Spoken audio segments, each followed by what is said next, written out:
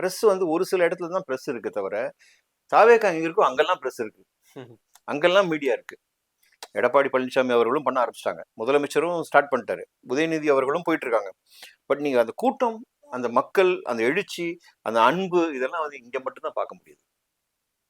அது அரசியல் பொலிட்டிக்கல் பார்ட்டியாவே இருக்கு. இது அப்படி இல்லை, இது மக்கள் விரும்பின ஒரு மனிதரா இருக்காரு. அதுதான் வந்து மெயின் பிளஸ்.